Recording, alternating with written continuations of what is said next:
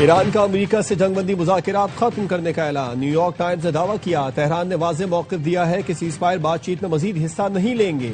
محض امریکی وعدوں کے بدلے آبنائے ہرمز نہیں کھول سکتے۔ سینئر حکام کے مطابق ایران نے پاکستان کو بھی فیصلے سے آگاہ کر دیا۔ رائٹرز کے مطابق ایران نے ثالثوں کی جانب سے دی گئی جنگ بندی تجویز مسترد اور آبنائے ہرمز کھولنے سے انکار کر دیا۔ سینئر ایرانی عہدیدار نے رائٹرز سے گفتگو میں کہا امریکہ کی سرنڈر کی شرط پر ایران لچک نہیں دکھائے گا۔ ایران اور امریکہ پاکستان کے ذریعے پیغامات کا تبادلہ کرتے رہتے ہیں۔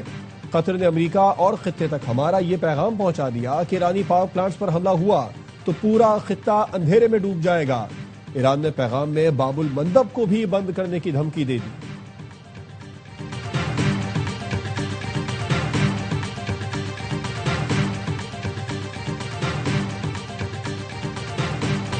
آج رات ایک پوری تہذیب ختم ہو سکتی ہے جو پھر کبھی واپس نہیں آئے گی۔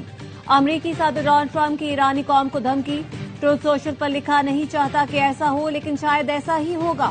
ایران میں نظام مکمل تبدیل ہو چکا، پہلے کے مقابلے میں زیادہ سمجھدار اور کم شدت پسند لوگ سامنے آ رہے ہیں۔ کچھ غیر معمولی اچھا ہو سکتا ہے لیکن یہ تو وقت ہی بتائے گا۔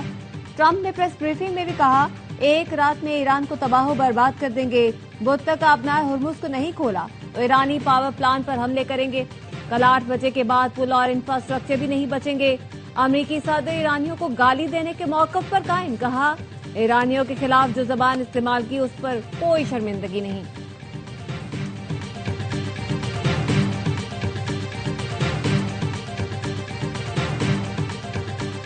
ڈیڈ لائن ختم ہونے سے پہلے ایران سے مثبت جواب مل سکتا ہے۔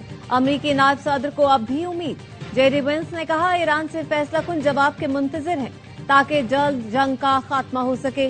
ایرانی قیادت نے رویہ نہ بدلا تو ٹرمپ کے پاس مزید سخت طریقے ہیں، ضرورت پڑنے پر ان کے استعمال سے گریز نہیں کیا جائے گا۔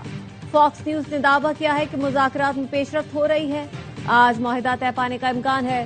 امریکی عہدیدار نے بتایا ایران کے ساتھ مسلسل رابطے میں ہیں۔ ٹرمپ نے ایران کو رات 8 بجے تک مہلت دے رکھی ہے، اگر ہم خوش قسمت رہے تو آج رات تک کچھ طے پا سکتا ہے۔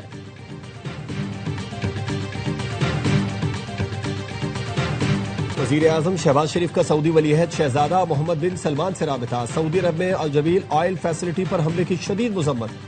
سعودی عرب کے ساتھ غیر متزلزل یکجہتی اور مکمل حمایت کا اعادہ کیا۔ وزیر اعظم نے کہا پاکستانی حکومت اور عوام ہمیشہ سعودی بھائیوں کے شانہ بشانہ کھڑے رہیں گے۔ سعودی قیادت نے ہر مشکل وقت میں پاکستان کا بھرپور ساتھ دیا۔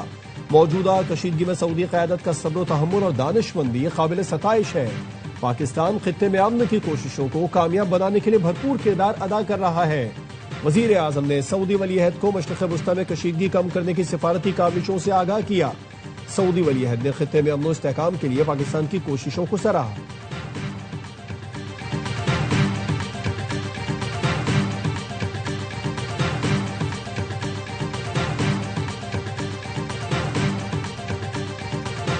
سعودی عرب پر حملے غیر ضروری کشیدگی ہیں۔ فیلڈ مارشل سعید عاصم منیر کی زیر صدارت کور کمانڈرز اجلاس میں سعودی عرب کے پیٹرو کیمیکل اور صنعتی کمپلیکس پر حملوں کی شدید مذمت۔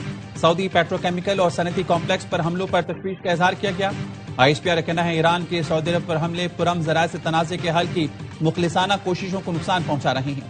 سنگین اشتعال انگیزی کے باوجود سعودی عرب کے تحمل اور محتاط رویے سے ثالثی کی راہ ہموار ہوئی۔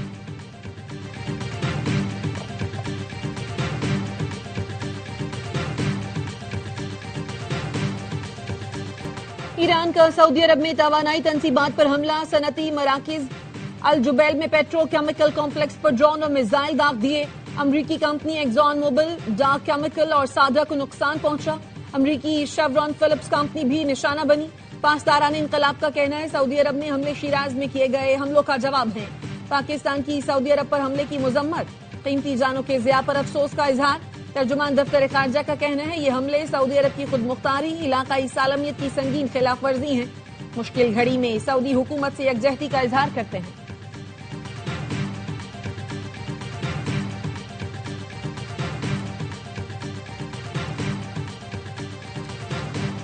سعودی عرب پر ایرانی حملوں نے ثالثوں کی مشکلات بڑھا دی۔ چند گھنٹوں میں 1.5 درجن سے زائد میزائل اور ڈرون حملوں کے بعد سوالات اٹھنے لگے۔ ایران جنگ ختم کرانے کی کوششوں کے دوران سعودی عرب پر حملے کیوں کر رہا ہے؟ مذاکرات کی کوششوں کے دوران فریقین کو ذمہ دارانہ انداز میں آگے بڑھنا ہوگا۔ سعودی عرب نے حملوں کا جواب دیا تو معاملات کنٹرول سے باہر ہو جائیں گے.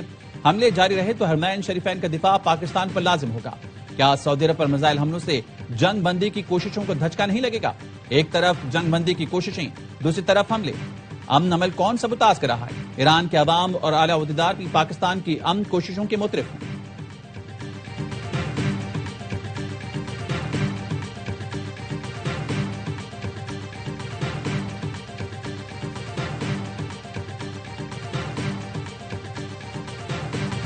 سعودی تیل تنصیبات پر حملے اور معیشت کو نشانہ بنانا کسی طور قابل قبول نہیں. سعودی عرب پر حملوں سے خطے میں کشیدگی بڑھے گی. وفاقی وزیر اطلاعات عطا طاہر کی ARY نیوز سے خصوصی گفتگو. کہا ایران پر امریکی اور اسرائیلی حملوں میں سعودی عرب کا کیا قصور؟ سعودی عرب کو نشانہ بنایا جائے گا تو ظاہر ہے وہ بھی رد عمل دے گا. سعودی عرب کی سرزمین بھی ایران کے خلاف استعمال نہیں ہو رہی. ایران کے ساتھ ہمارے اچھے تعلقات ہیں مگر سعودی عرب پر حملوں کا کوئی جواز نہیں. پاکستان خلوص کے ساتھ کوشش کر رہا ہے کہ مشرق وسطی میں امن قائم ہو. امن و استحکام کے لیے اپنا کردار ادا کرتے رہیں گے.